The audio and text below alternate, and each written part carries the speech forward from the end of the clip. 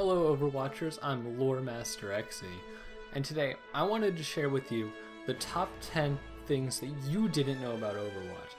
And you know, a lot of you are saying, man, I know everything about Overwatch. I have watched every other lore video and every other you didn't know these things video, and I spend 24 hours on the wiki a week. There is nothing you can tell me about this game that I didn't already know. Well, you're wrong. You're straight up wrong.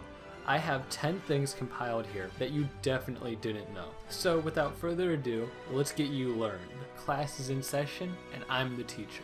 So let's start it off with something easy at number 10. It starts with everyone's favorite she-devil, Mei. Something you may not have noticed about Mei's endothermic blaster is that the ball on the back that slowly drains as your ammo depletes is a subtle reference to the Diablo series, this bubble being similar to the mana bubble in the Diablo games, which drains as you use power much like Mei's drains as she uses her abilities. This is a very fun little Easter egg because you can pretend every time you reload as Mei you're drinking a mana potion. Or you could just imagine that Mei is drinking to forget the horrifying fact that all of her friends are dead. Number 9. Number 9, number 9, number 9, number 9, number 9. Coming in at our number 9 slot features everyone's favorite beat boop robot Bastion. Now, did you know Bastion was modeled after the Iron Giant? Now, I've never seen the Iron Giant myself, but my friend told me that he looks a lot like him, and as you can see here, they both have small warm-blooded creatures on their left shoulder, and they both have a robot hand for a left hand. I mean, if I've ever seen a connection, that's one right there. Coming in at our heavily contested number 8 slot, did you know that this blue truck that sits right out front of the Defender's spawn on Numbani is actually an illusion, an Easter egg if you will, to Power Rangers Turbo? Now stick with me here. This truck looks extremely similar to the Mountain Blaster Turbo Zord piloted by Justin Stewart in the show. Here's a picture of that next to the truck. And they look extremely similar. They both have the top headlights, the blue coloring. The only difference is the camper shell is on the back of this truck, unlike in the TV show.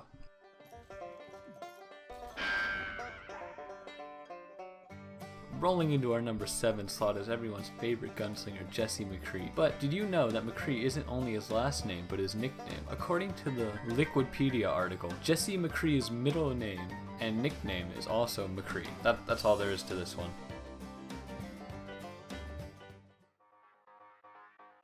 Have you ever wondered why Torbjorn can be picked on either attack or defense? Well, this is a subtle nod, a tip of the hat if you will, by Blizzard to World War II Sweden, where Sweden spent the entire war neutral, neither siding with the Allies or the Axis. This is represented in Torbjorn's character because he chooses no side in the game, being on either team, and I really hope that one day they put out a animation that really goes into Torbjorn's character and this neutrality that he has when it comes to these things. Coming in at our number 4 slot is a fan favorite, coming from Doom 2. Did you know that on the final level of Doom 2, Icon of Sin, inside of the final boss's face, the target you're shooting at is actually John Romero? Using a no-clip cheat inside of the game engine, you can fly behind the boss's face and find the impaled head of one of the game's programmers. This is a nice little nod and an Easter egg, and I hope Overwatch continues to insert nice little things like this into the future, little winks and nods at their developers and important community members.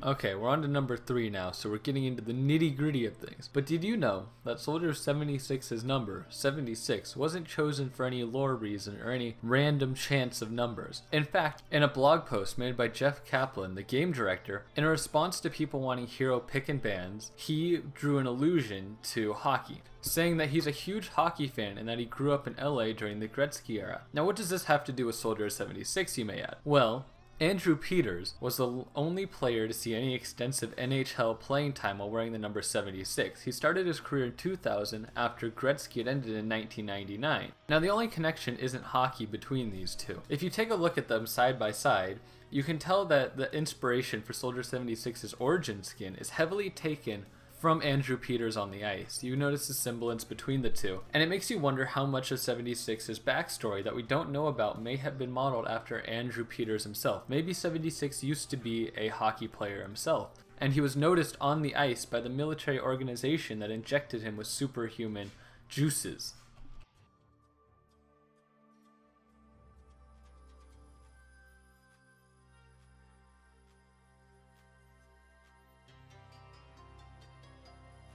Hey, look at you, you've made it to number 2. And I can bet that most of you haven't been able to guess everything that's been on this list, but if you have, round of applause to you, but I can guarantee you that you do not know number 2. So, did you know that Genji's original design was so much different than what it is now?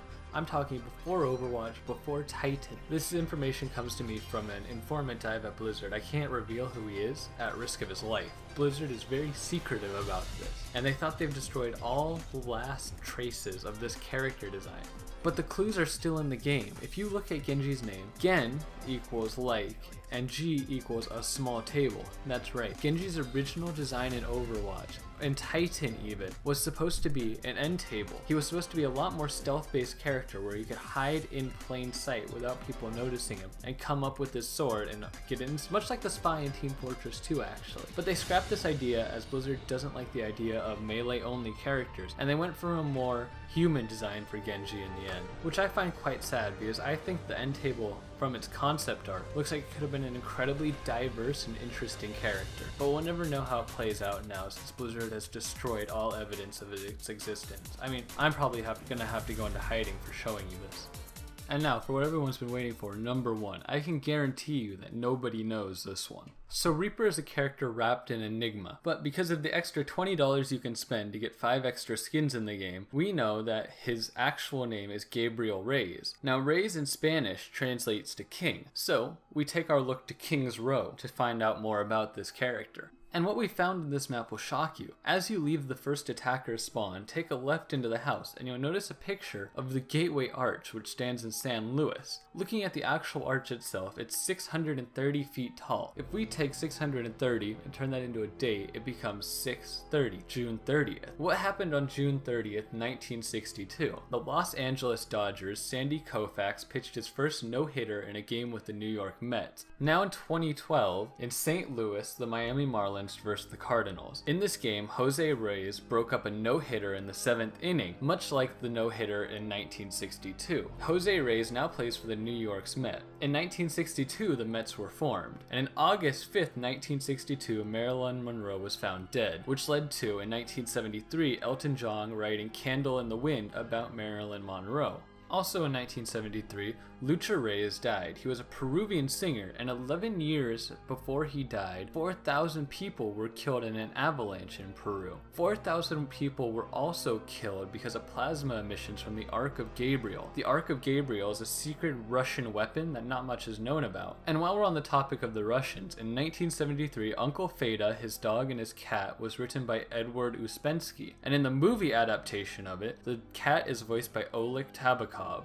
Oleg Tabakov appears in Mary Poppins Goodbye in 1983. Jose Reyes was born in 1983. In 2003, Jose Reyes has a Major League Baseball debut.